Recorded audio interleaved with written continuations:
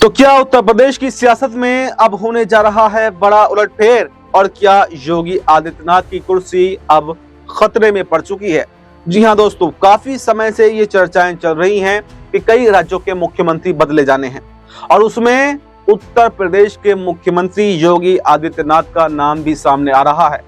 और वो नाम इसलिए सामने आ रहा है कि खुद उनके विधायक, उनके नेता, उनके पदाधिकारी, उनके कार्यकर्ता उनकी कार्यशैली से अब खुश नहीं हैं।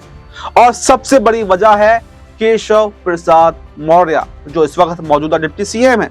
और डिप्टी सीएम रहते हुए वो कई बार सीएम कुर्सी की अपनी इच्छा जाहिर कर चुके हैं और उन्होंने तो यहां तक कह दिया कि 2017 में जो चुनाव जीता गया वो मेरी बदौलत उत्तर प्रदेश के अंदर चुनाव जीता गया। उन्होंने ही पिछड़े वर्ग का, अति पिछड़े वर्ग का और दलित समाज का वोट दिलवाने में मदद की है। लेकिन उसके बाद में योगी आदित्यनाथ को सीएम कुर्सी सौंप दी जाती है। कहीं ना कहीं उनके साथ में यहाँ पर धोखा हुआ, ऐसे आरोप वो लगा चुके हैं। और ये बगावत इतनी ज्यादा बढ़ चुकी है कि कई बार तो अखिलेश यादव खुद केशव प्रसाद मौर्य को ऑफर दे चुके हैं कि आप हमारे साथ में आ जाइए और सरकार बना लीजिए। इसके अलावा ये भी देखा जा रहा है कि जो एनडीए के सहयोगी दल हैं, यानी कि ओपी राजभर हो, संजय निषाद हो, अनुप्रिया पटेल हो और यहाँ पर जयंत चौधरी हो, ये सारे दल अब एनडीए से अलग होने की तैयारी कर रहे हैं। 2026 में यहाँ पर पंचायत चुनाव होने और पंचायत चुनाव से पहले इन सभी दलों ने कहीं ना कहीं ये ऐलान कर दिया है कि वो पंचायत चुनाव एनडीए से अलग लड़ेंगे। यानी वो अपनी पावर, अपनी शक्तियों को आजमाना चाहते हैं और उसके आधार पर ही वो 2027 के विधानसभा चुनाव में फैसला करेंगे।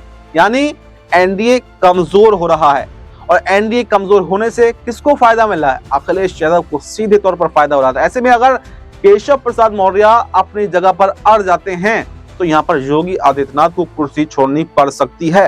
मैं आपको याद दिलाना चाहता हूँ नंद किशोर गुर्जर का बयान। उन्होंने कहा था कि अब बाबा को उत्तर प्रदेश की सत्ता छोड़कर केंद्र की राजनीति में आ जाना चाहिए और उत्तर प्रदेश की कमान केशव मौर्य को सौंप देनी चाहिए।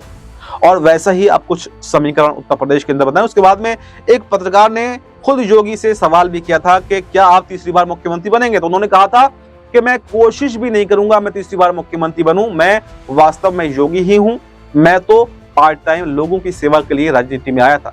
यानी उन्होंने अपनी इच्छा जता दी और इच्छा क्या, उन्होंने असलियत बता दी कि पार्टी के अंदर के समीकरण ऐसे चल रहे हैं कि तीसरी बार वो मुख्यमंत्री बन ही नहीं सकते। लेकिन सवाल यह है कि क्या अभी तीसरी बार मुख्यमंत्री क्या 2027 में कोई परिवर्तन होगा और किसके चेहरे पर चुनाव लड़ा जाएगा? क्या मोदी जी के चेहरे पर अब उत्तर प्रदेश का चुनाव लड़ा जाएगा? क्या योगी आदित्यनाथ के चेहरे पर चुनाव लड़ा जाएगा? उसके बाद में कोई बदलाव होगा या फिर उससे पहले केशव प्रसाद मौर्य कोई बड़ा खेल कर सकते हैं? ये सबसे बड़ा जो है इस वक्त की खबर बनी हुई है।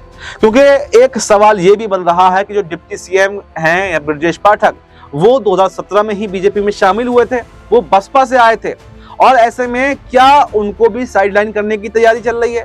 सबसे ज्यादा अगर कोई आगे चल रहा है तो वो केशव प्रसाद मौर्य का नाम है। चाहे योगी आदित्यनाथ हो या ब्रजेश पाठक हो, इनकी कुर्सी खतरे में पड़ती हुई दिखाई दे रही। तो वास्तव में ये देखना काफी दिलचस्प होगा कि क्या 2027 के चुनावों से पहले उत्तर प्रदेश में कोई बड़ा उलटफेर होता है और क्या वाकई योगी आदित्यनाथ की कुर्सी जा सकती है या फिर 2027 तक वो इस कुर्सी पर बने रहेंगे और उसके बाद में ही कोई बड़ा फैसला, कोई बड़ा उलटफेर होता हुआ दिखाई देगा। फिलहाल इस रिपोर्ट में नहीं, इस रिपोर्ट पर आपकी क्या राय है? आपकी जो भी राय हो कमेंट बॉक्स में अपनी राय जरूर दें और हमें दीजिए इजाजत। नमस्कार।